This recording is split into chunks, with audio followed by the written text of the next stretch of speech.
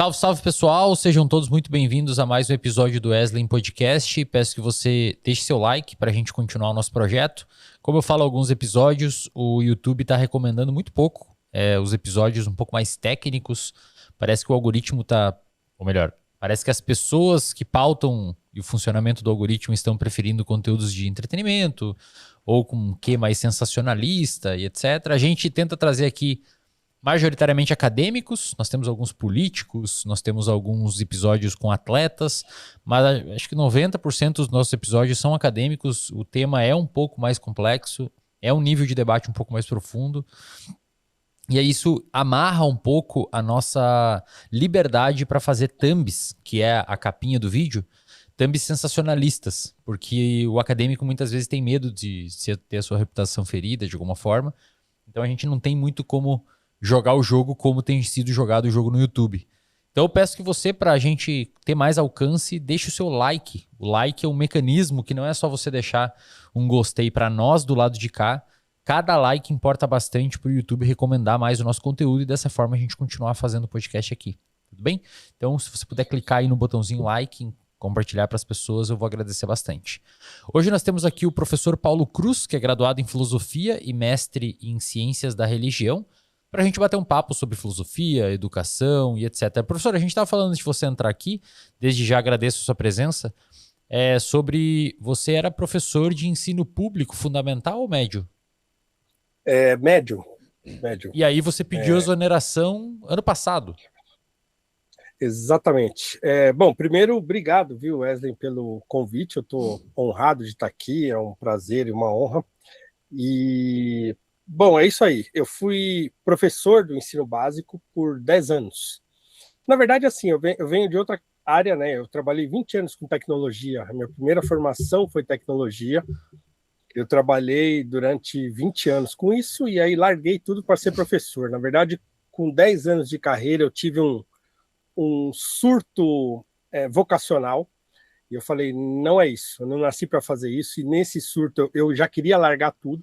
Quem não deixou eu largar foi o meu chefe à época na empresa, a esposa, meu pai, com quem eu conversei depois e tal, e aí eu botei o pé no chão, tá bom, vai. Aí fiquei mais 10 anos na mesma empresa, e foi nessa empresa que eu encerrei a minha carreira com tecnologia. Aí voltei para a faculdade, fui me formar novamente, nesse prazo de 10 anos, né, entre o surto, que foi 2004, o ano em que eu casei, e eu saí em 2014, foram 10 anos assim de construção, né, dessa nova carreira que eu ia assumir. Então eu saí em 2014 e eu saí já quando passei no concurso. Na verdade, em 2013 eu fiz o concurso no final do ano e fiquei sabendo do concurso meio de maneira aleatória, porque eu estava procurando escola, né? Falei, vou sair da empresa mesmo, então deixa eu procurar aqui, ver se tem alguma escola precisando. Fiquei aqueles sites de currículo, tal, né, de vaga, e vi que o concurso estava aberto. Falei, bom, é aqui mesmo que eu vou, né? Vou me inscrever aqui e vou passar nesse negócio. E eu lembro quando eu falei com, na época, o meu chefe, o dono da empresa, ele falou assim, tá, mas como é que você vai fazer? Você nem passou no concurso? Eu falei, não, vou passar, o concurso é tranquilo e é isso que eu vou fazer. E aí eu saí. E aí ele me estimulou ainda a voltar a estudar, e aí eu fiz o processo seletivo para o mestrado e acabei entrando. Então, em 2014, eu saio de TI, depois de 20 anos, entro no ensino público e começo a fazer mestrado, né? E aí E tô você, nessa até hoje. até ano passado, e aí pediu exoneração ano passado. O que Exatamente, pedi aconteceu, Paulo? ano passado.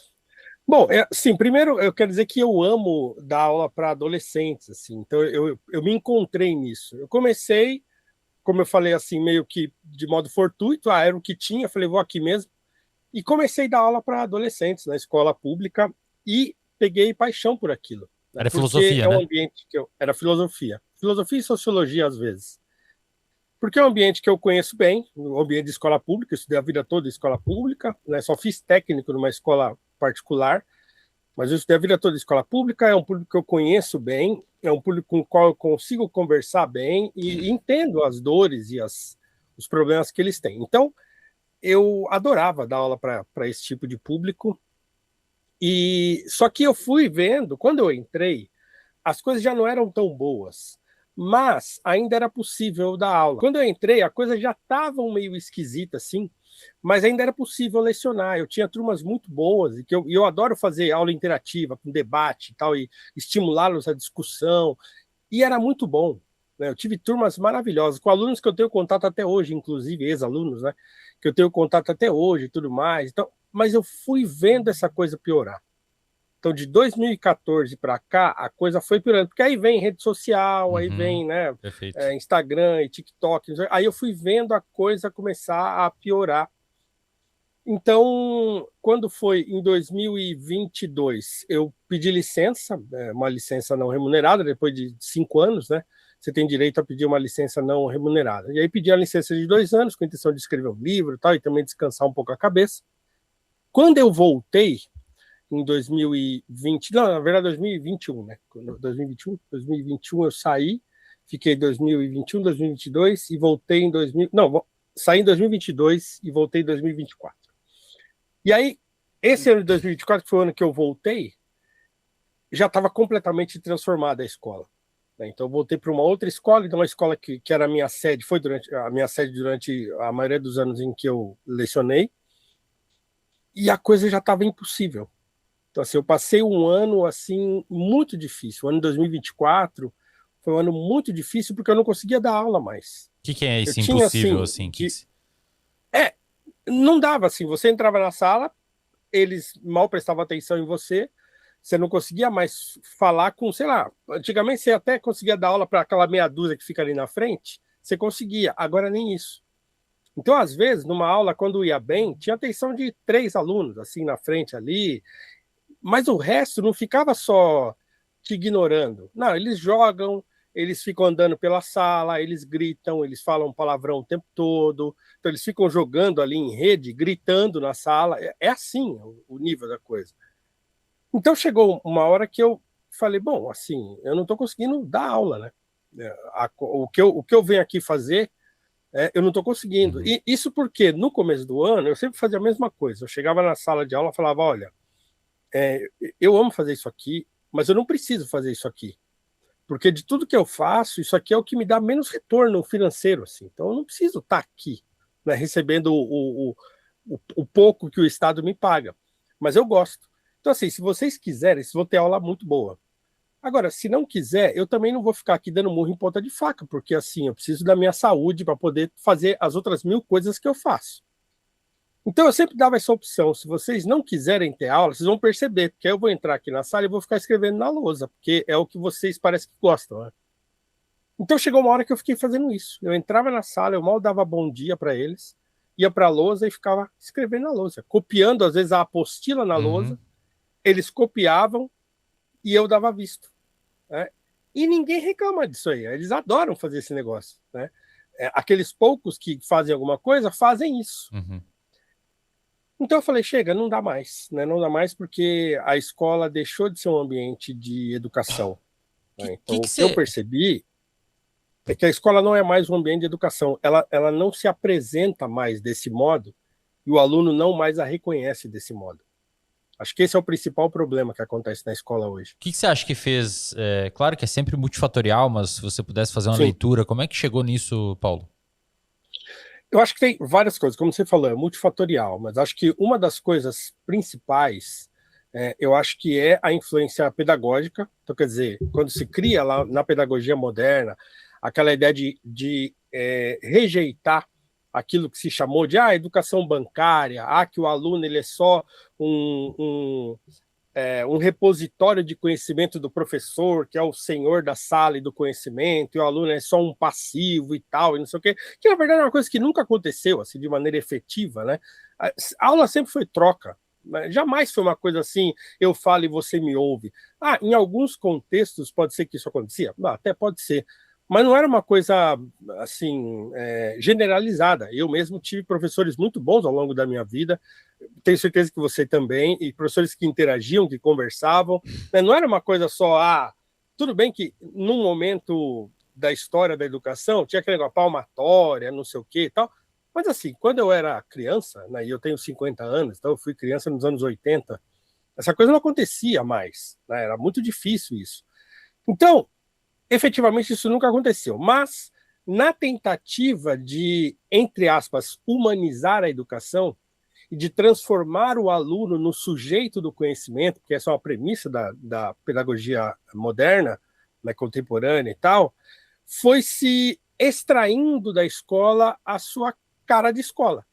Então, quer dizer, você está vindo aqui por quê? Porque você não sabe. Então, você está vindo aqui porque você tem que aprender. Quem é que vai me ensinar? É esse sujeito que está aí na frente, né? Essa mulher, esse homem, que são os professores. E o que você tem que fazer? Prestar atenção. Então, educação é atenção. E como é que você faz um adolescente, uma criança prestar atenção? Ué, você estabelecendo regras, ordem, né? Se não tem ordem, se não tem regra, ele não vai conseguir prestar atenção.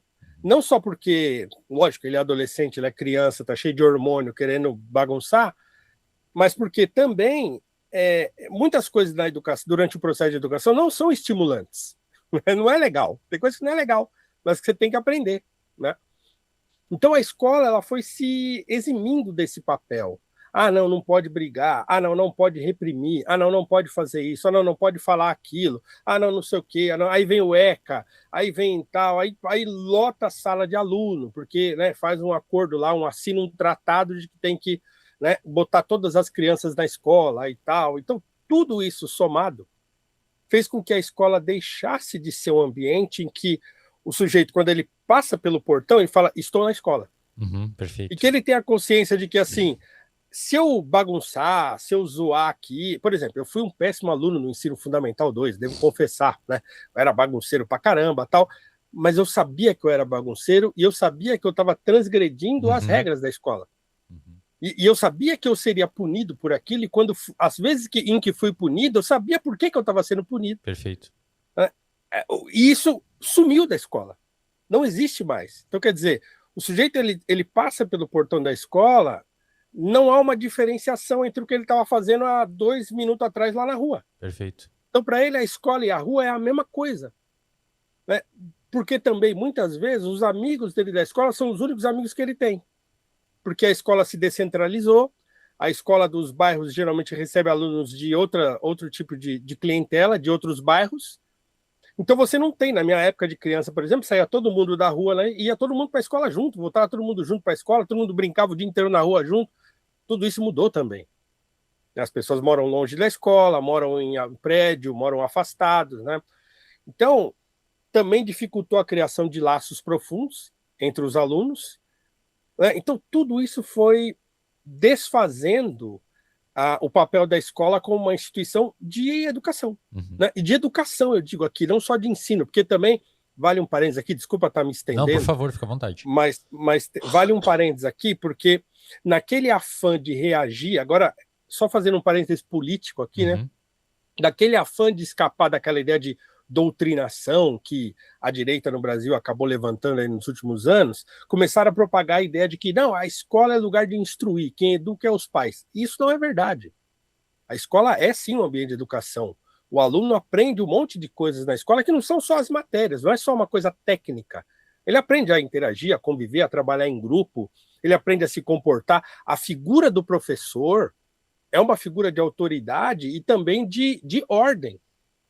Então, assim, o professor, por exemplo, eu nunca aceitei, isso é uma coisa pessoal minha, por exemplo, o professor ir de bermuda dar aula na escola, eu nunca fui, né? Mas tem professor que vai, fala, não, sim, existe uma coisa que é um dress code de professor, que é o mínimo, né? Por exemplo, eu uso sempre uma camisa polo, não vou dificilmente eu ia de camiseta e tal.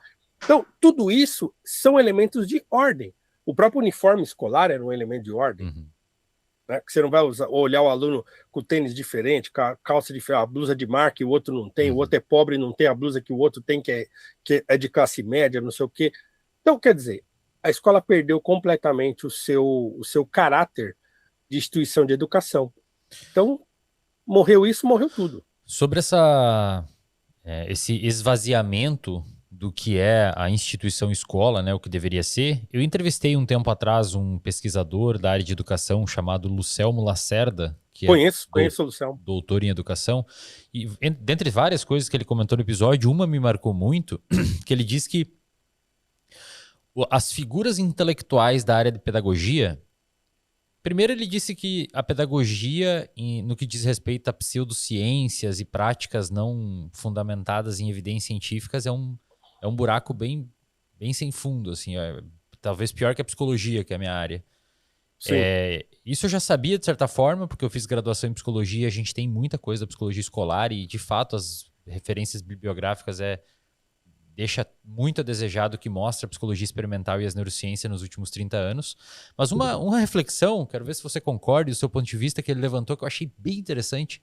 Ele falou que a produção intelectual na área da pedagogia geralmente é feita por uma doutora ou um doutor que está encastelado na academia, o que não é necessariamente um problema, mas que não conhece o chão de fábrica. Então, ele não vai até a escola ver o que está acontecendo. Ele geralmente manda um estagiário, um aluno de iniciação científica, um mestrando, e a extração de dados daquela realidade é uma extração enviesada que chega para o intelectual que escreve os livros e os tratados e as teorias de uma forma muito torta. E aí, quando você traz essas ideias pedagógicas contemporâneas que você citou, né, que acaba esvaziando a figura de autoridade, a hierarquia da escola e tal, os professores que estão lá no, entre aspas, no chão de fábrica, lá no, não querendo desmerecer, mas lá no lugar, né, atuando, sim. Eles falam, cara, isso aqui é loucura, como é que eu vou fazer? Se eu faço isso com o meu aluno, ele fura o pneu do meu carro na escola de bairro que eu trabalho, não tem como fazer isso. O que você acha dessa? Eu acho que esse é um dos pontos. Do sujeito estar encastelado, mas acho que mais do que ele estar encastelado, porque assim, ele está encastelado, mas ele ainda é um ser humano que sai do encastelamento e vai para casa. Ele também estudou numa escola, ele também conviveu com pessoas e convive. Então, quer dizer, ele não é uma pessoa fisicamente, pelo menos, apartada da realidade. Então, o problema não é que essas pessoas vivem encasteladas, é que o corpo delas está encastelado de vez em quando dentro da academia, mas é pior, a mente delas está encastelada. Parece meio blasé falar isso, mas assim, a mente da pessoa está encastelada. Paulo Marçal. Mas sabe por quê? Porque é o seguinte, porque as teorias, esse tipo de teoria pedagógica contemporânea, ela se apartou da realidade. Por que ela se apartou da realidade? Porque ela parte de um princípio que é um princípio, como se diz, acadêmico, de que a realidade é ruim. No sentido de, o mundo como ele existe hoje, o mundo é ruim. Então, o intelectual moderno, barra contemporâneo, ele acha que ele tem de intervir na realidade, e ele tem de mudar a realidade. Só que esse intervir e mudar a realidade que ele tem na cabeça dele, ele nem sabe se é possível fazer isso na própria realidade. Que tem coisas que não são passíveis de mudança desse modo. Que às vezes você tem que acompanhar uma tendência, às vezes você demora muito tempo para você mudar uma cultura que já está estabelecida. Então você só assinar uma lei e dizer, agora teremos inclusão nas escolas, que isso vai resolver o problema. Agora pronto, agora temos inclusão. Então, tem muita coisa que demora muito para mudar e tem muita coisa que não muda. Por exemplo, você consegue, simplesmente sendo legal, fazer com que o aluno sente e preste atenção em você? Não. Na maioria dos casos, ele vai ter que sentar e prestar atenção. Por quê? Porque se ele não sentar e prestar atenção, ele vai receber uma suspensão. Então, ele vai, pelo medo de receber uma suspensão, ele vai ficar sentado. Por quê? Porque, claro, ele é adolescente. Então não tem como você mudar a natureza de um adolescente, os hormônios que estão fervilhando nele. Então você precisa controlar. Então a ideia de controlar, quando ela cai, não precisa controlar, porque o jovem ele é um inimputável, ele não sabe o que ele está fazendo. Então se você pune, você está, como é que se fala? Traumatizando e coisa e tal, não sei o quê. Então assim, você perde o equilíbrio entre você de fato sancionar, né, e você não ser cruel, né, e você joga tudo isso fora e vira o bonzinho, com adolescentes que estão doidos para transgredir regras. Aí acabou, né? Então, o problema é que essas pessoas, esses acadêmicos aí de pedagogia, e acho que na maioria das ciências humanas isso acontece, o que há é uma desconexão com a realidade. Perfeito. Pra gente... Eles estão desconectados, eles querem mudar uma coisa. Por quê? Porque eles desenvolvem teorias, só que essas teorias são desenvolvidas num mundo ideal. E esse mundo ideal, ele não existe. Perfeito. Então ela nunca vai funcionar esse troço.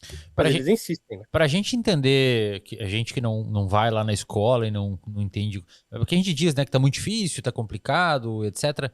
Você tem algumas experiências para contar pra gente aí do o que é esse difícil e é esse complicado? Você comentou que é difícil que eles prestem atenção, mas eu perguntei esses dias no meu Instagram, pedi para os professores relatarem as experiências do ensino público, no médio, no fundamental e médio, e assim, veio papo de aluno de 9º ano, de 8º ano, que não sabe ler direito. Bom, isso aí acho que é o menor dos problemas. Quer dizer, assim, tô dizendo, é o problema mais comum, né? Aham. É o problema mais comum. Mas vou te dizer uma coisa, assim, foi o que, em 2024, foi quando eu falei, não dá mais. Porque o problema está num nível que eu não vou conseguir resolver nem com os meus maiores esforços, que foi o seguinte. Eu tinha uma turma que era uma turma absolutamente terrível. Terrível mesmo, assim, não é figura de linguagem, eu não estou exagerando, é uma turma que eu não consegui dar uma aula nessa turma. Tá, para não ser tão exagerado, talvez tenha conseguido dar uma ou duas aulas durante o ano inteiro.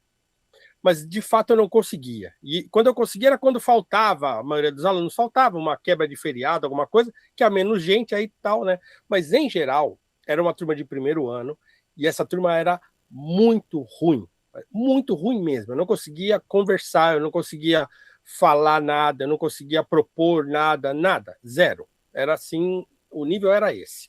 Bom, teve um dia que eu cheguei lá, e com a minha intenção de sempre de ficar escrevendo na lousa, porque eu já estava também nesse nível de desapego da turma.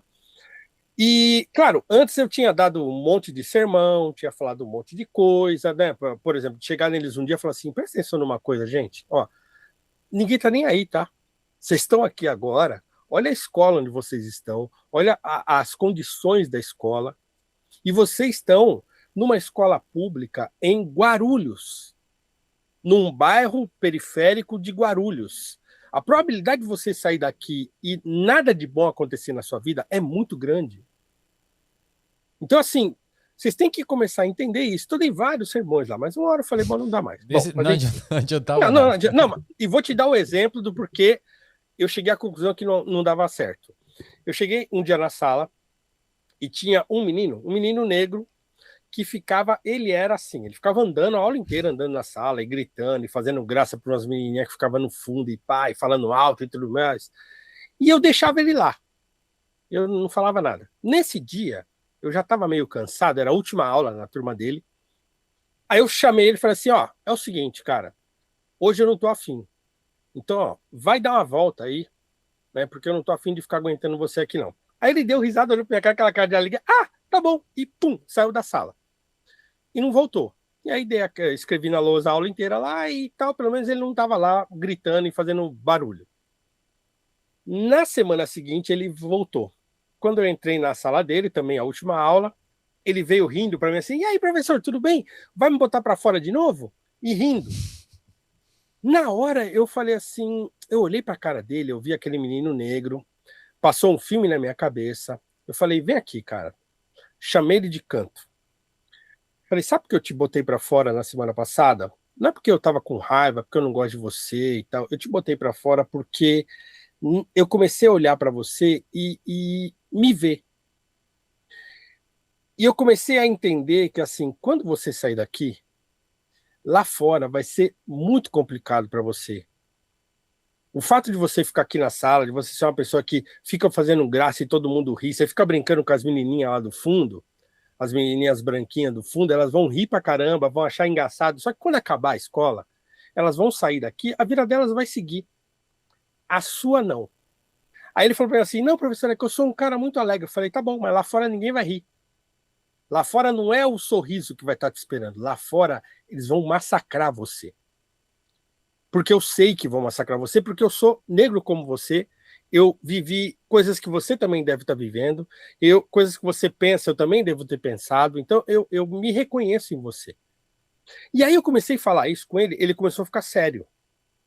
Então, o sorriso saiu do rosto, ele começou a ficar sério, começou a menear a cabeça, tipo, tô entendendo, e eu falando, e eu falei, cara, assim, presta atenção, né? Porque é muito difícil, é muito difícil. Infelizmente, você está no Brasil, e o Brasil é um país que que não está acostumado a ver pessoas como você e como eu, como pessoas capazes de fazer coisas que você está fazendo aqui na sala agora. Para além disso, as pessoas já começam a achar, não, ele não consegue. Uhum. Então, o Brasil é isso, infelizmente, ainda é. Então você tem que prestar atenção. Então aí falei, aí ele ficou sério e tal, e aí no final, fiquei, sei lá, uns 10, 15 minutos conversando com ele. Terminou, ele me deu a mão, falou, professor, obrigado, tal, pô, legal, tal. Eu falei, então presta atenção, eu tô aqui para te ajudar, o que você precisar, conta comigo e tal. Não, professor, tá legal, muito obrigado. Eu virei para as costas para apagar a lousa. Enquanto eu estava apagando a lousa, Wesley, eu escuto ele gritando na sala. Parecia que eu não tinha falado absolutamente nada para ele. Nada. Eu virei assustado, olhei a cena, falei, não, acabou. Acabou, eu não consegui. Aí eu fiquei tentando entender, né? O que estava acontecendo? O que aconteceu que esse rapaz ele não foi capaz de assimilar o que eu falei? Aí eu fui atrás, fiquei pesquisando e tal. Aí eu fui conversei muito com a professora Simone Benedetti, que também escreveu um livro sobre criticando o construtivismo, então a falácia construtivista é o livro dela. E também fui ver os vídeos do Luciano, vi as entrevistas dele, inclusive aqui para o seu podcast e tal. Aí eu fui entender o lance da neurociência. Falei, o que está acontecendo, na verdade, é que esse rapaz, ele não tem nem sinapse para entender as coisas. O que ele estava fazendo ali, enquanto eu estava conversando com ele, que ele meneava a cabeça, ele estava respondendo a um estímulo. Ele estava olhando para mim, estava vendo que eu estava sério, que o meu tom de voz estava sério, que o que eu estava falando para ele era sério, ele estava sério e respondendo. Mas era só uma resposta a estímulo. Talvez ele não conseguisse te explicar de novo, né, o que você acabou de falar. Exatamente, ele não estava decodificando o que eu estava falando. Na cabeça dele, aquilo estava entrando como sei lá, um ruído qualquer, uma outra língua. Não era língua portuguesa, ele não estava preparado para entender aquilo. Primeiro ano do ensino médio. Primeiro ano do ensino médio. Então, naquela hora eu falei assim, bom, não dá mais, eu vou sair. Eu vou sair porque esse rapazinho, ele é um exemplo, mas ele não é só ele. É praticamente todo mundo tem o mesmo problema aqui.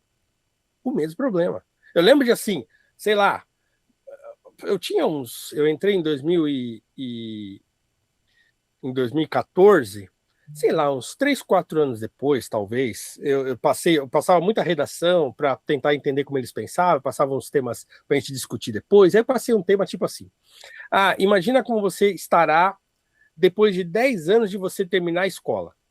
Então, espera você terminar o terceiro ano, depois de 10 anos, e faça uma redação, né, de como você estará, o que você vai estar fazendo e tal, não sei o que lá e tal, tal. Aí eu lembro de ter recebido as redações, e eu estava corrigindo e tal. E uma delas, eu estava corrigindo no final da aula, assim, eu já estava começando a corrigir, e uma delas que eu peguei, o aluno falava assim, tipo, daqui 10 anos depois que eu terminar a escola, eu vou estar com a minha família, com a minha esposa, os meus filhos, vou estar com a minha casa, o meu carro e tal, e não sei o que lá. E eu corrigindo aquilo, aí eu levantei o olho para ver o menino, era um menino lá no fundo da sala, e ele estava dançando funk, assim, estava numa loucura. Aí, na hora eu olhei aquilo e falei assim, será que ele não consegue conectar a coisa que ele está escrevendo com o comportamento dele? Ele não consegue entender? Então, assim, eles acham que ter uma casa, um carro, uma família é uma consequência natural da vida, porque eles veem todo mundo, eles veem os adultos com carro, com casa, com namorado e não sei o quê. Ele acha que com ele vai acontecer o mesmo. Porque ele acha que precisa ter um caminho até ele chegar a isso aí, né? Então, essas coisas foram mostrando para mim que, assim, havia uma desconexão completa, né? Entre o processo educativo e a mente mesmo, a inteligência o cérebro do aluno. Um dos dados que a gente tem hoje em pesquisas que buscam entender isso e tal é que, capitaneado muito em parte pelo Jonathan Haidt, que fez um compilado dessas evidências no Geração Ansiosa, é que, cara, depois do advento das redes sociais, principalmente no telefone que está no bolso da galera, a atenção dos alunos está muito complicada. A leitura de um texto um pouco mais complicado já é uma coisa muito difícil, em que 8, 10% das pessoas conseguem.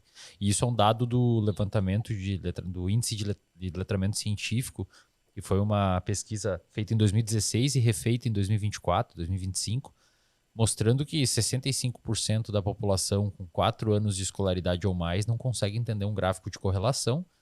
E explicar um gráfico de projeção futura da temperatura global à luz da emissão de gás carbônico que estava explicado no enunciado do gráfico, pô, são 3 cenários. Um que você emite muito, pouco e continua normal.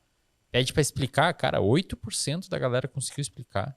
É um nível... Aí a minha pergunta é assim, você acha que numa turma dessas, digamos que num belo dia eles resolvam prestar atenção. Ok, então você tem a atenção deles. Do jeito que está, você acha que eles conseguiriam compreender um texto de médio para difícil? Mesmo, Não, não. mas eles querendo entender. Você acha que ainda tá... Não, ainda assim seria difícil. Cara, que Porque loucura. essas coisas exigem tempo, né? Se compreender um texto não é uma coisa simples, mesmo que seja um texto simples.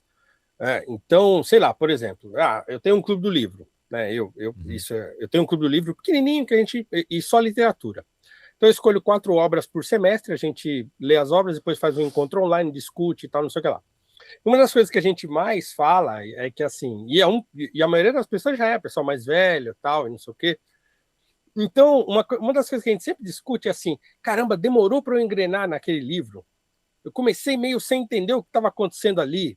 Eu comecei meio sem entender para onde que o negócio... Eu tinha que voltar umas páginas e tal. Então, por quê? Porque você tem que se acostumar com o estilo do autor. Então, às vezes, você pega terminou de ler um livro, você pega outro autor para ler, é outro estilo de escrita, você vai demorar. Você vai falar, caramba, então, para gente que é experiente em leitura e tal, e que é fluente, e que lê bem, e que lê textos difíceis, para gente não é simples. Porque você pega um texto, tem que se acostumar com aquele estilo, se acostumar com... Não é uma coisa, exige tempo, dedicação. Então, ler com fluência e compreender um texto, ainda que seja um texto simples, não é fácil, sobretudo se você não tem as ferramentas que deveriam te preparar para isso lá na alfabetização. Né? Perfeito. Então, quer dizer, ele já chega completamente defasado, ele está no primeiro ano do ensino médio, mas ele não sabe ler um texto simples. E isso é por conta de uma página. Isso é por conta da aprovação automática, Paulo, que o pessoal não dá para reprovar? Por exemplo, você poderia reprovar alguém nessa turma, na prática? Então, na prática não. Na prática ninguém reprova. Né? Ninguém reprova porque, dentre outras coisas, os bônus que são distribuídos aos professores, eles estão relacionados à aprovação. Então, escola que aprova pouco, ela fica sem bônus. Então, chega um determinado momento do ano letivo, lá pela, sei lá, setembro, outubro, quando começa o terceiro bimestre, né, vai terminando o terceiro bimestre, a diretora já fala, vamos dando um jeito aí. Entendi. Então, aquele professor que gosta de, não tô nem aí, vou dar vermelha mesmo, tá, vai chegar uma hora que ele vai receber um recado falando assim, amigão, vai resolvendo a situação aí, porque ninguém vai reprovar. Entendi. Então, só se reprova por falta. Né? E olhe lá. Né? Eu me lembro, por exemplo, de estar... isso foi também lá pelos idos de, sei lá, 2017, 18, por aí, que foi um ano em que, no final do ano, veio uma ordem lá da Secretaria de Educação que era precisa resgatar os alunos, né? Precisamos recuperar os alunos que evadiram.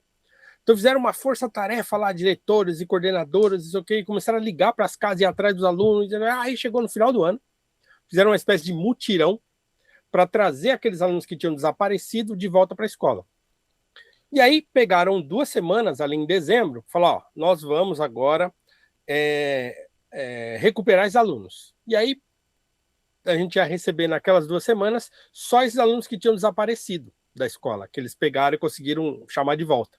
Não, volta, vai ter lá uma atividade, um trabalho, um negócio, que aí você vai passar de ano. E aí eu lembro de chegar numa sala e ter um rapaz lá sentado, só ele. Eu olhei e falei assim, pra que é você, né? Ele falou... Sou seu aluno? Primeira vez do cara na aula. Ele falou, eu sou seu aluno, eu sou dessa turma aqui. Eu falei, cara, eu nunca te vi na vida. Caraca. É que Ele falou assim, não tem estímulo, né, professor, para o cara ser certinho nessa é. idade. Não tem estímulo. Ele foi, cara. Ele falou assim: ah, então é que ligaram lá para minha casa. É que eu tive, eu não vi mais, eu tal, e aí larguei. Mas aí ligaram para minha casa, falaram para eu vir aqui, porque eu ia passar de ano se eu fizesse uns trabalhos aí. Falei, beleza. E aí, Falaram que eu ia passar de ano se eu fizesse uns trabalhos aí. sério, Caramba. sério. Aí que a gente tinha que fazer? Na primeira semana de aula, explicar a matéria, e na segunda semana da aula, dar um trabalho, ou Caraca, uma bicho. prova, né? E aí eles fizeram isso e passaram de ano. Então, assim, o nível é esse, tá? Assim, as pessoas, quem fala que não é assim, tá enganado. Ah, não tem aprovação automática, já acabou. Não, acabou na teoria. A lei de aprovação automática lá não existe mais. Mas na prática, é isso que acontece. Por quê? Porque tem o tal do bônus, porque se a escola reprova muito, a Secretaria de Educação vai reclamar, e aí abre processo, e aí a diretora vai ter que responder não sei aonde. Então, quer dizer, no afã de todo mundo se proteger, né? Por quê? Porque toma-se. Sem contar que, né? Vamos lá, tem um outro aspecto que é importante nisso tudo. Se o aluno reprova, ou para um aluno reprovar, você tem que justificar porque ele reprovou. Então, assim, por que esse aluno aqui está com 4 notas vermelhas na sua disciplina? Ué, porque ele não presta atenção. Tá, mas por que ele não presta atenção? Ah, porque ele é um. Ele não quer prestar atenção. Tá, mas o que você fez para para ele prestar atenção? Ué, eu dei minha aula, eu cheguei lá na sala, dei minha aula, expliquei e tal. Tá, mas esse aluno especificamente, se ele não estava prestando atenção, você tinha que investir nele. Você tinha que fazer atividades diferentes, tinha que fazer. Então é isso.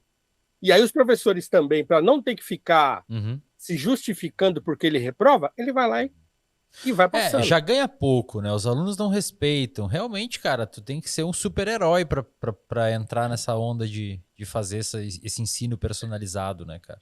A burocracia é outro problema, entendeu? Então, quer dizer, dentre todos aqueles que eu já falei, a burocracia é um outro problema, porque a burocracia no sentido de tudo tem que justificar.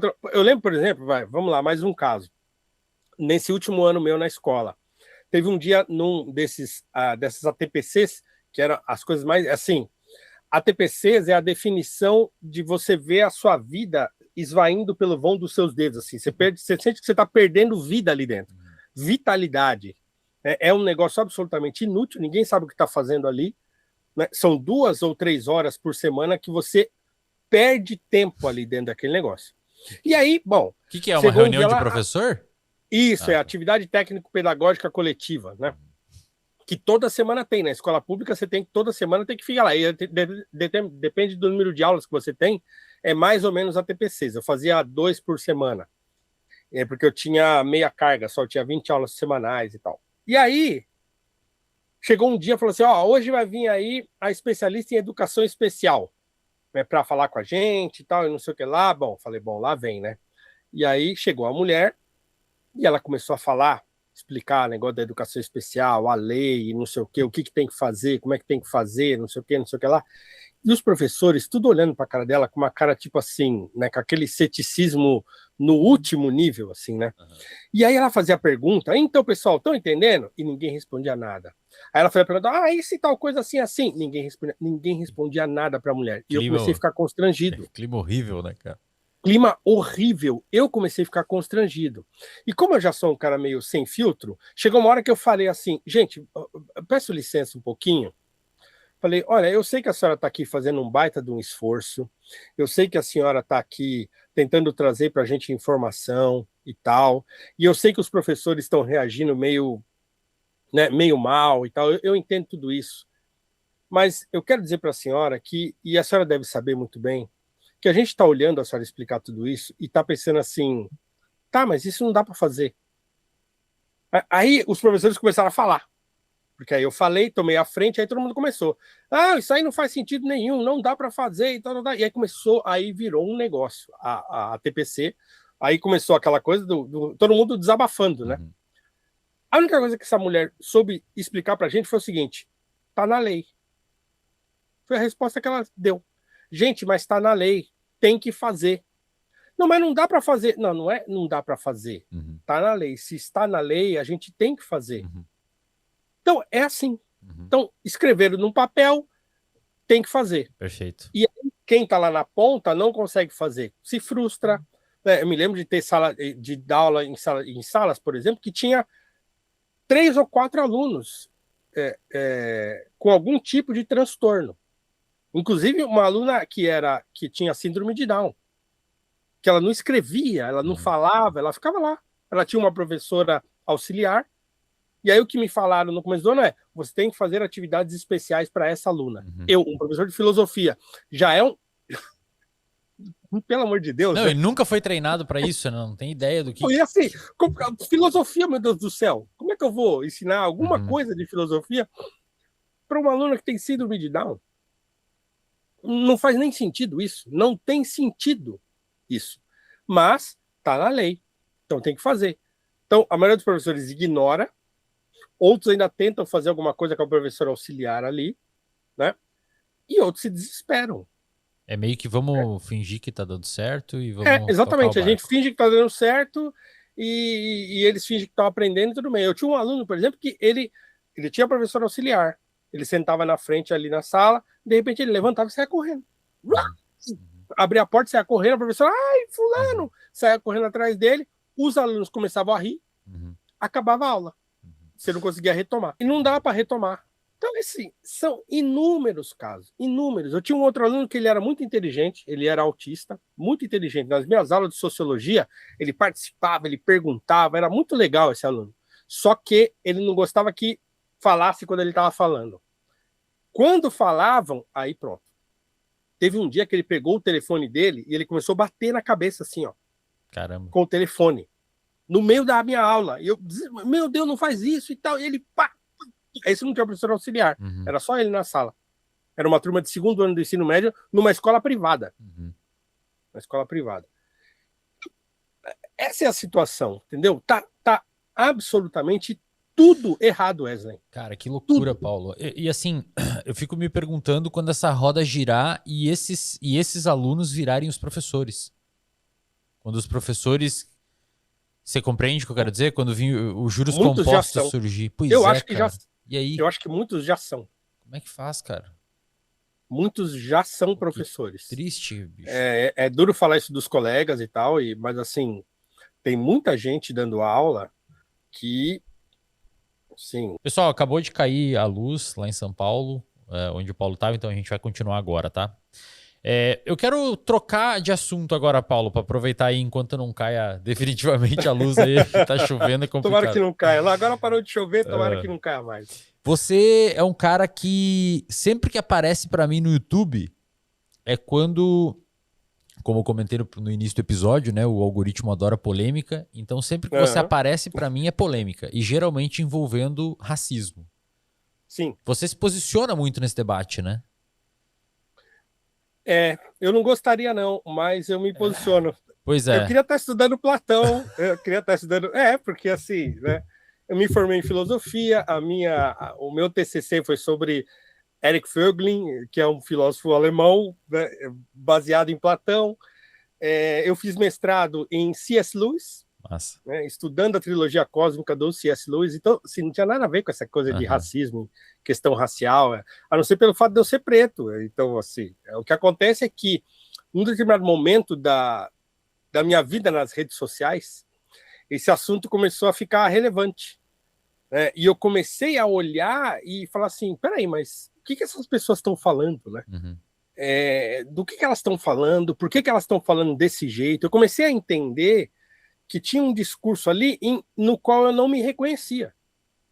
Então eu falei, mas o que está acontecendo, né? Aí aconteceu, acho que o start foi em 2015, quando eu vi uma... Não que eu já não tivesse falado sobre isso, porque eu me lembro de ter escrito, por exemplo, um texto num blog antigo meu, que era Repensando o Dia da Consciência Negra, em que eu fazia críticas ao Dia da Consciência Negra e fazia propostas, inclusive. Isso foi em 2012. Mas em 2015 teve um negócio que invadiram uma aula da USP para discutir cotas, uma baita de uma discussão com um aluno de economia lá e tal. nesse vídeo aí eu falei, mas o que está acontecendo? O que essa molecada tá... Por que eles estão desse jeito, agindo desse modo? Aí eu escrevi 2 linhas no meu Facebook, na época o Facebook era, né? Não tinha ainda Instagram e tal.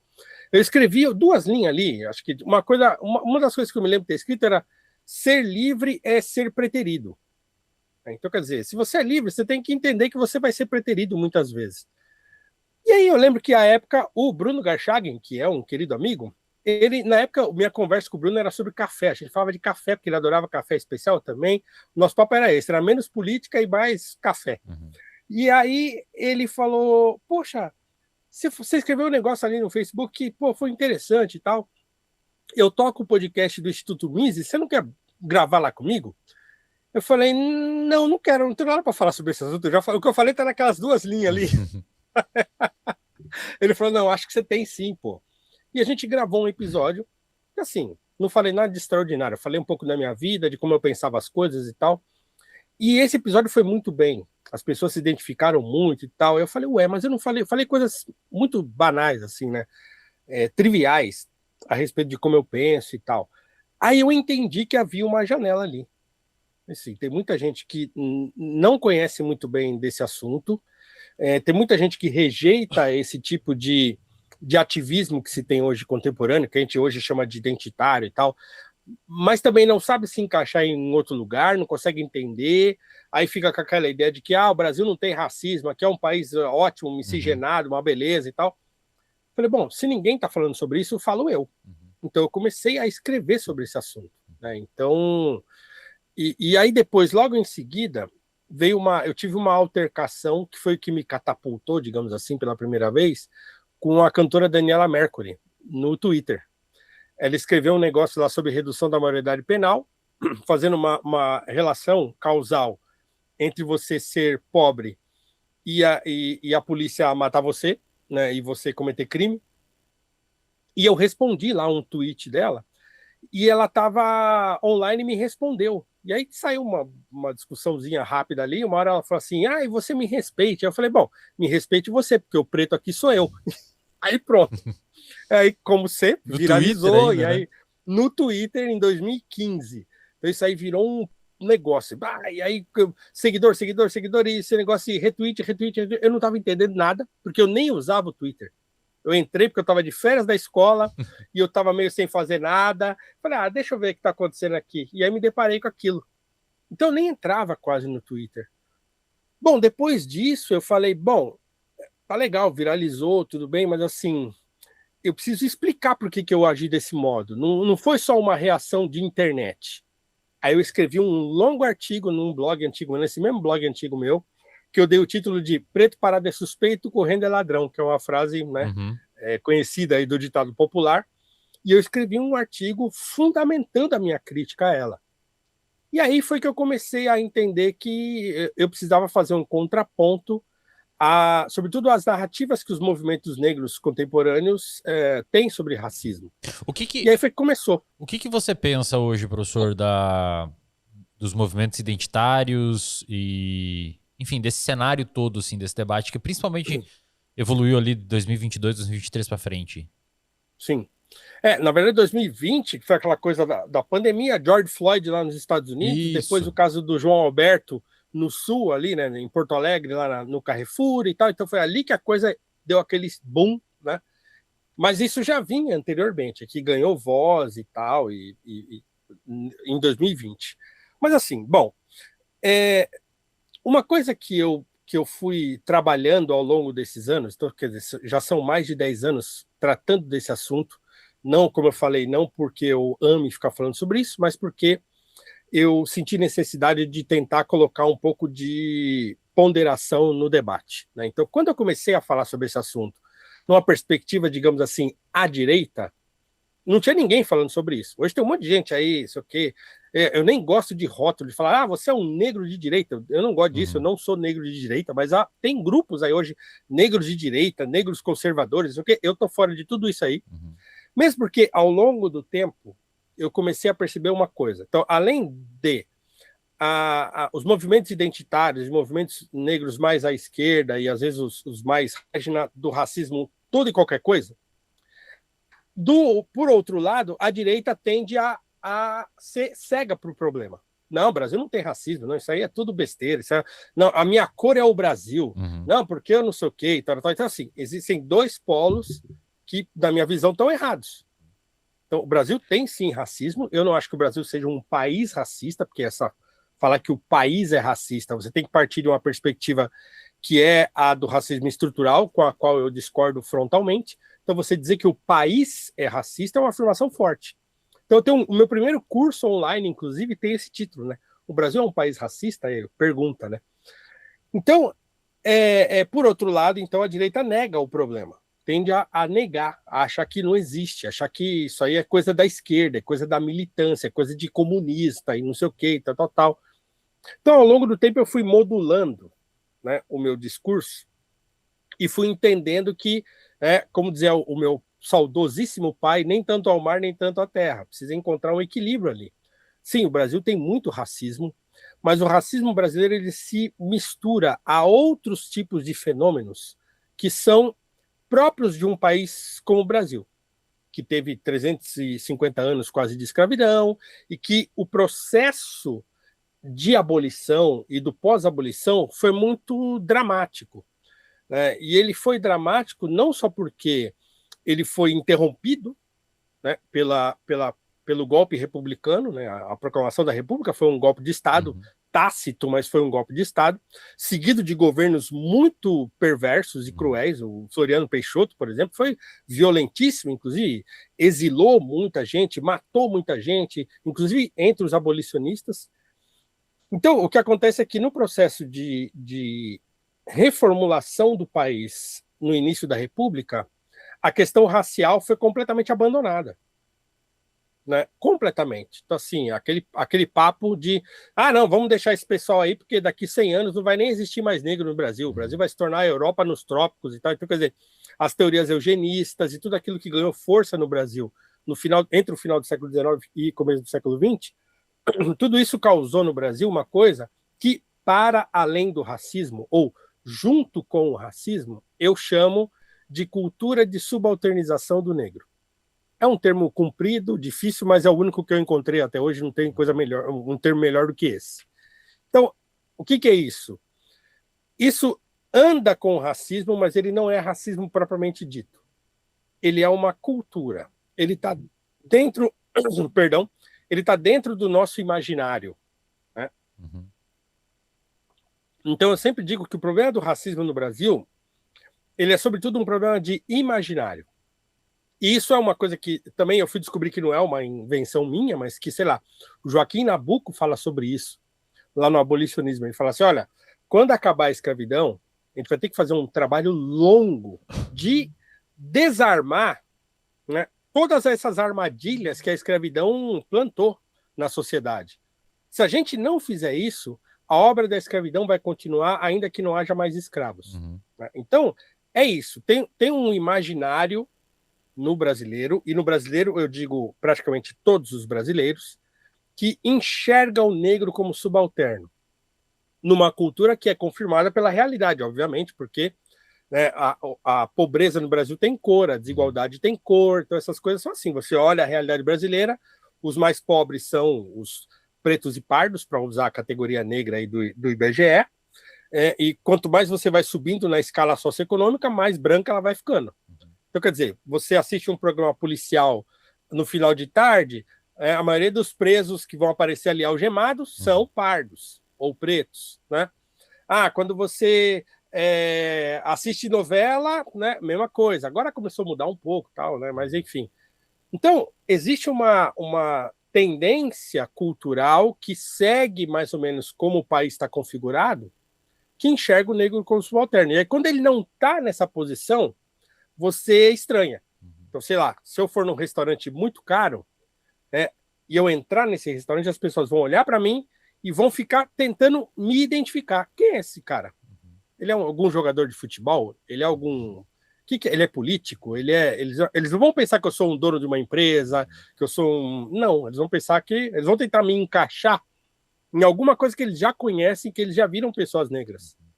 E porque não é comum ter pessoas negras naquele espaço, então não é normal que eu esteja ali. Então as pessoas vão tentar encontrar. Do mesmo modo, se eu entrar num shopping center e eu precisar de uma informação e eu ver um cara negro de terno preto, camisa branca, gravata preta andando, a probabilidade de eu ir lá perguntar para ele onde eu preciso ir, achando que ele é o segurança, é muito alta. Aí ele vai olhar para mim, muitas vezes, e falar assim, não, mas eu não sou segurança. Mas a associação que eu fiz foi uma associação porque, né, de subalternidade, porque normalmente os seguranças são pessoas como aquele cara. Né? Isso é racismo? Para mim, não. Né? Então, para mim, o racismo é um processo consciente. E ele é um processo que está dentro da cabeça da pessoa. No seu caso, isso seria uma pessoa que ela teve um aprendizado social e criou esses vieses. Agora, se ela... A gente aprende, né? Todo mundo aprende assim porque a realidade confirma isso muitas vezes, né? Então, o contrário disso precisa ser aprendido. Então, a educação deveria ter tratado disso no Brasil. Então, por exemplo, você não escuta falar, e ainda hoje é assim, mesmo com agora tem lei, como sempre, né? Você bota uma lei, acho que vai acontecer, né? Tem uma lei que precisa ensinar cultura afro-brasileira na escola. E, claro, eles preferem ensinar, sei lá, candomblé do que ensinar que no Brasil existia um cara como o André Rebouças. Né? Então, na escola, você não aprende que no Brasil existiram pessoas negras muito destacadas, muito importantes, muito ricas, muito inteligentes, advogados, médicos, professores, engenheiros, e assim, mundo de gente, escritores maravilhosos e tudo mais. Você não ensina isso na escola. Então você passa o seu período de escola inteirinho sem saber. Quando você aprende sobre a escravidão é aquilo, tinha escravidão, a princesa foi lá, assinou a lei, acabou, pronto, vamos que vamos. Né? Então você imagina, se você é um garoto branco de classe média ou classe média alta, então já existe uma tendência de todo negro que você vê no seu entorno, ele é empregado. Ele é empregado ele é o motorista do seu pai, ele é empregado, a empregada da sua casa é uma mulher negra, não sei, todo mundo que você vê no seu entorno é subalterno. E na escola você também não aprende que essas pessoas não são só subalternas. Então você vai reforçando isso, você vai reproduzindo isso e vai passando isso para frente. Né? Então, o processo de educação é que deveria ter alterado isso no nosso imaginário, e isso não aconteceu até hoje. Você sabe que no campo das neurociências tem uma série de pesquisas com vieses que são bem interessantes. Eles usam alguns testes de associação implícita, que é um teste que permite você verificar se o sujeito tem algum viés. Por exemplo, eu peço para você apertar um botão azul ou vermelho quando você achar que a imagem que apareceu na tela é boa ou ruim. Aí monta ali o setup, a configuração comportamental. Então, sei lá, se a imagem que apareceu você associou como boa, você aperta o botão azul. Se ela apareceu e associou como ruim, você aperta o vermelho. E assim você consegue mensurar o tempo de reação para apertar o botão. É mais ou menos assim. Se você pede para uma pessoa branca fazer esse teste e você vê ali no histórico dela que ela nunca conviveu com negros, ela não sabe muito sobre a cultura negra, etc., ela vai ter um delay um pouco maior para associar uma imagem de um piquenique com um negro, por exemplo. Agora, se você mostrar uma arma ou um ladrão, ela clica mais rápido, indicando que ela tem uma associação implícita ali. Quando é algo bom com o negro, ela demora um pouquinho mais para clicar o botão, revelando esses vieses. É uma forma de medir esses vieses. Quando você pega uma pessoa... E isso acontece também com negros. Exatamente, o inverso também acontece, tá? Desculpa te interromper, mas eu fiz um vídeo no meu canal no YouTube sobre isso. Legal. Por quê? Porque eu peguei um vídeo do professor Jubilucci, e vou citá-lo aqui, porque o vídeo está lá no canal dele, em que ele usa essa pesquisa, esqueci agora o nome. Tem vários, tem vários. Então ele usa isso para falar que, como o racismo é, e aí eu uso o meu vídeo para refutá-lo, para dizer assim, não, calma. Né? A pesquisa não se pretende falar sobre racismo, é uma pesquisa sobre vieses. Então, a questão não é racial num primeiro momento. Então, enfim, mas perfeito. Fecha parênteses. E aí, quando você pega uma pessoa que conviveu com pessoas negras, desde a infância, assim, sempre foi natural viver com essas pessoas, conviver com pessoas de diferentes cores e diferentes culturas, esse viés não aparece. ele não aparece. Então, de fato, corrobora o que você está comentando, né? Se você tem uma educação, principalmente desde cedo, que é quando a gente começa a formar, pô, o moleque de escola privada, a única pessoa negra que ele tem ali de colega é o filho da faxineira que ganhou a bolsa, porque é filho da faxineira. Sim. Aí depois o moleque vive a vida inteira assim, aí chega na federal, vê um monte de gente de tudo que é tipo. E o viés já tá plantado, já tá há décadas ali, não é muito difícil desconstruir aquilo ali, né? Então, desde cedo, se esse processo educacional fosse feito, de fato, só comentando com você que pelo menos as pesquisas que que eu leio, que eu li de neurociências, corroboram e implicam nessa mesma direção. Você imagina, você é do Sul, né? Uhum. Então você imagina que no sul do Brasil você tem rua com nome Rebouças, você tem bairro com nome Rebouças, você tem cidades com nome Rebouças, a família Rebouças, sobretudo os irmãos Rebouças, o Antônio e o André, são muito homenageados no Sul porque eles foram responsáveis pelo primeiro projeto da Estrada de Ferro Curitiba-Paranaguá, aquela estrada de ferro que até hoje é considerada um feito de engenharia, né, muito complicado para a época, uma coisa genial e tal. Então você encontra, né, sobretudo na região ali de Curitiba e do Rio Grande do Sul, há muitas referências aos irmãos Rebouças. Aqui em São Paulo nós temos a Avenida Rebouças, que é uma das mais importantes aqui da cidade de São Paulo ali, e tem também, inclusive perto da Rebouças, tem outra avenida muito importante que é a Teodoro Sampaio. Quem é que sabe quem são os irmãos Rebouças e quem foi Teodoro Sampaio? Ninguém. E o André Rebouças, para mim, e eu vivo repetindo isso à torta direito, foi o maior brasileiro de todos os tempos. E eu posso provar. Já escrevi muito sobre isso. O meu livro, que sairá, espero, em breve, eu falo muito sobre isso, porque o Rebouças foi um gênio. E gênio, assim, na melhor acepção do termo. Um gênio brasileiro mesmo e um mártir da liberdade no Brasil. Um homem que se autoexilou para morrer exilado depois que o projeto abolicionista deu errado e tudo mais, mas ele, assim, ele é, segundo as palavras do próprio Joaquim Nabuco, ele foi o mentor do projeto abolicionista brasileiro. Sem ele, nada daquilo que aconteceu teria acontecido. Nossa, eu nunca ouvi falar.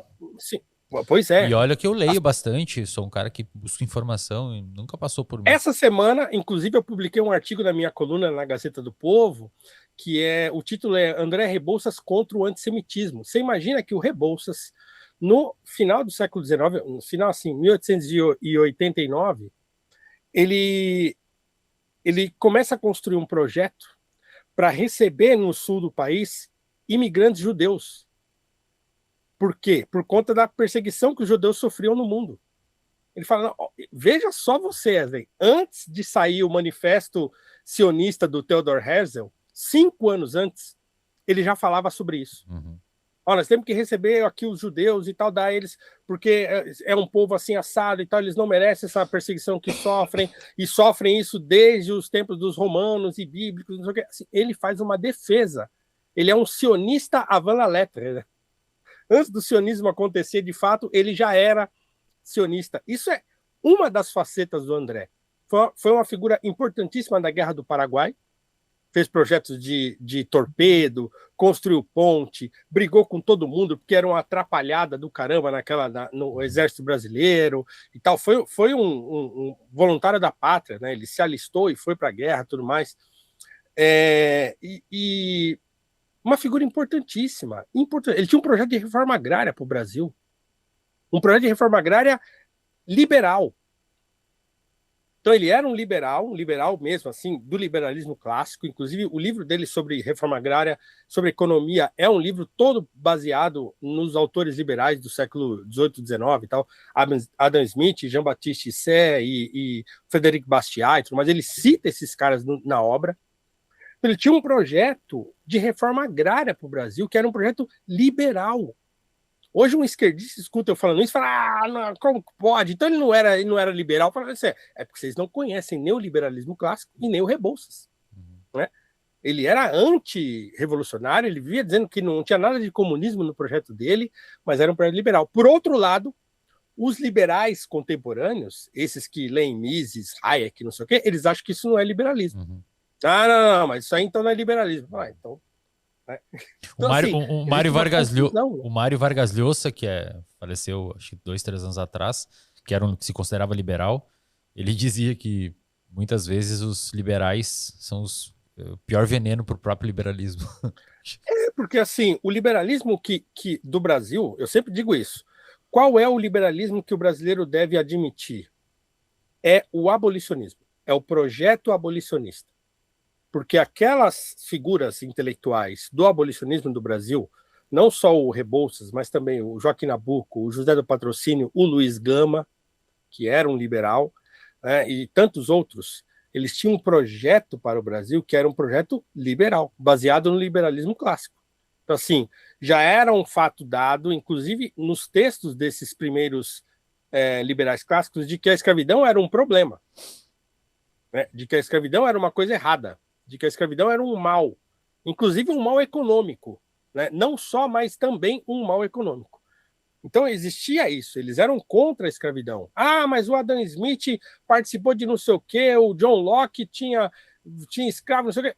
Tá, sim, as controvérsias das pessoas são uma coisa. O que elas escreveram e defenderam é outra coisa, né? Então você vai encontrar no texto desses autores críticas à escravidão, e os autores brasileiros, esses abolicionistas, se basearam nessas críticas, né, e construíram um projeto de Brasil liberal, que foi soterrado pela República.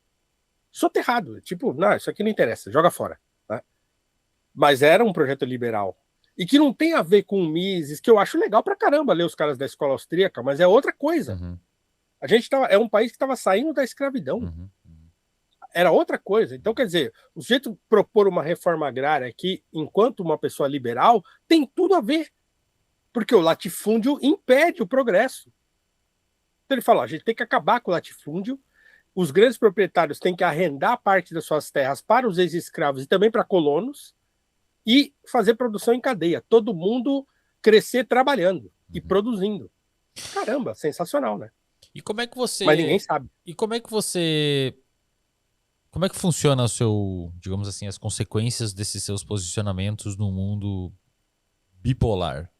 Onde, num lado, você tem a direita brasileira que, pelo menos o que se entende de direita brasileira, embora no termo mesmo possa não ter muito a ver com o que é entendido academicamente como direita, mas a direita brasileira falando que não existe racismo e a esquerda brasileira com os movimentos identitários, e você com essa opinião ali meio... não tá nem num lado nem no outro. Você tem muito hate? O pessoal te xinga muito? Pô, pra caramba, né?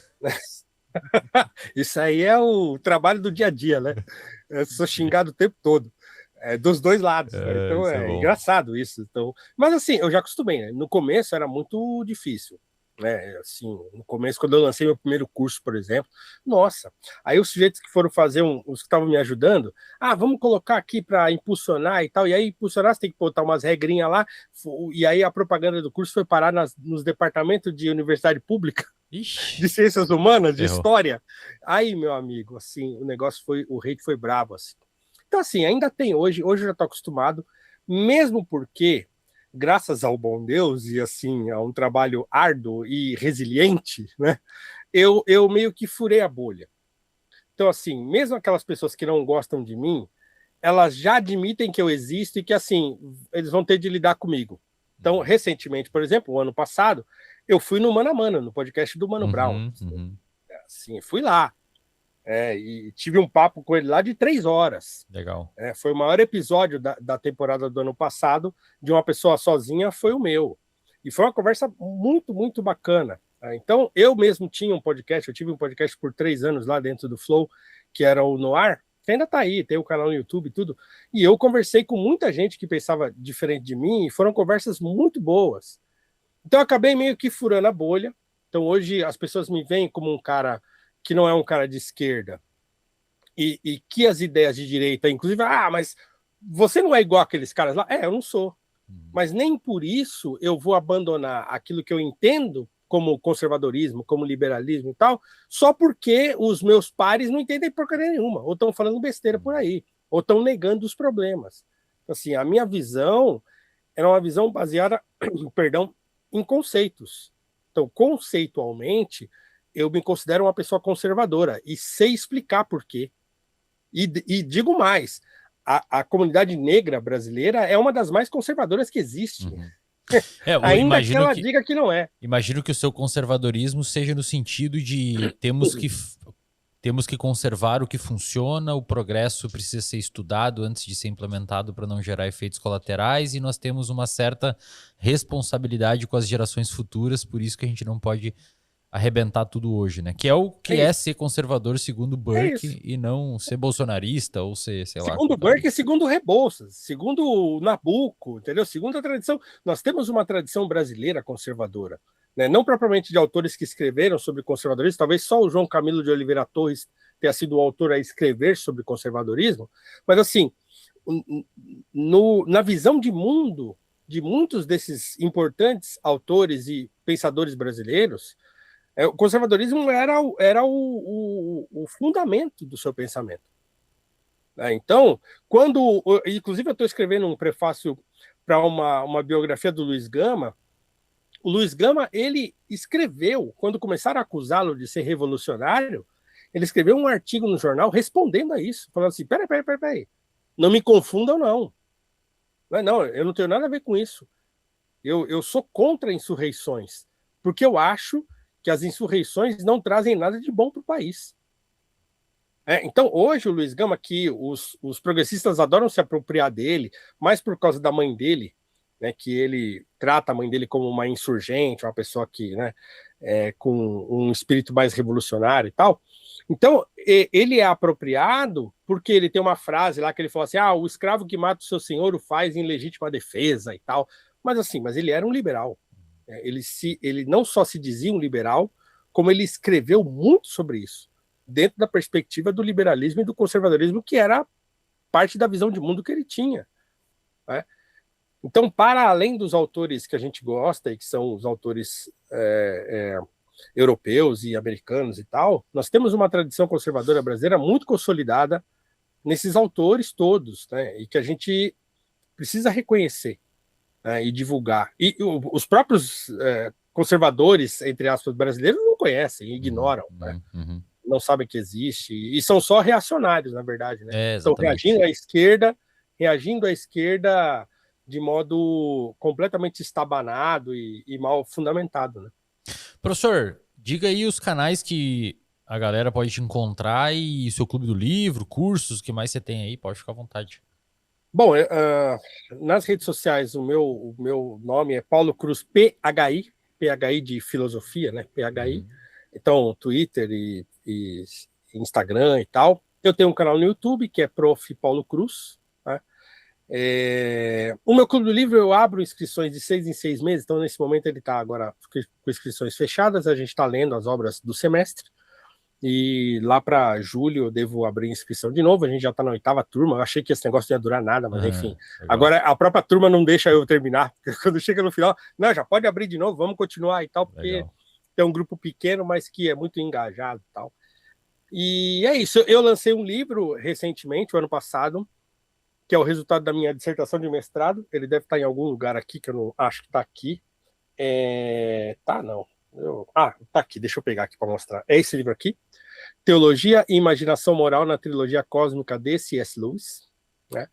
É a minha dissertação em que eu faço uma análise da trilogia cósmica, né? A trilogia de ficção científica do C.S. Lewis, que ele critica o cientificismo, né? Um assunto que está em alta no momento, inclusive, né? E eu tenho um outro livro sobre questões raciais no Brasil e tal, que ele está já escrito, está pronto, ele está com uma editora, mas eu acho que eu vou ter que mudar de editora, tá? Então estou agora buscando aí a publicação dessa obra, que deve sair aí o mais rápido possível. Tá? Legal. Uma coisa que não deu tempo de falar, mas a gente pode falar numa outra hora, é porque tem um lance no Brasil que é a ideia de que o racismo é estrutural, né? Eu sou muito crítico a isso, eu tenho vídeos no meu canal no YouTube em que eu falo sobre isso, tem muitos artigos que eu escrevi sobre isso, no meu livro eu vou falar sobre isso, por que eu critico essa visão e por que eu proponho essa ideia de que no Brasil a gente tem, junto com o racismo, uma cultura de subalternização do negro, né, e que não há racismo nas estruturas, porque isso é só uma metáfora, né, uma metáfora mal formulada, inclusive, de um problema mais profundo e mais complicado, e que não pode ser resolvido por um termo. Isso né? tá trabalhado no seu livro. Vai estar no meu livro. Boa. Não é o assunto principal, na verdade. Na verdade, eu gasto menos tempo com isso do que com apresentar, inclusive, essas figuras negras importantes para a história brasileira e as ideias dessas pessoas. Tá? Então, meu livro, eu não quero apresentar essas pessoas como num almanaque. A fulana existiu, viveu, morreu. Não, não. Eu mostro como essas pessoas pensavam e por que o pensamento delas é importante para entender o racismo no Brasil e a superação do racismo no Brasil. Legal, bacana. Fica aí então a dica. Mas tem um capítulo sobre racismo estrutural e tal, e vão encontrar isso muito na minha coluna na Gazeta do Povo e também no meu canal no YouTube. Legal. Provavelmente esse episódio vai sair daqui 1 mês e meio, 2, então até lá, talvez o teu livro já esteja próximo a ser publicado. Editor, eu tô ligado como é que é complicado, né, cara? Meu Deus do céu. Professor, obrigado demais pela presença. Foi um baita papo. Mais pra frente a gente faz outro. Esperar sair o seu livro, daí a gente faz um só sobre racismo estrutural. Muito bom. Já fica o convite aí. E é isso. Legal. Galera, deixa o dedo aí, senta o dedo no like e inscreva-se no canal e compartilhe o episódio com as pessoas. Valeu? Até mais.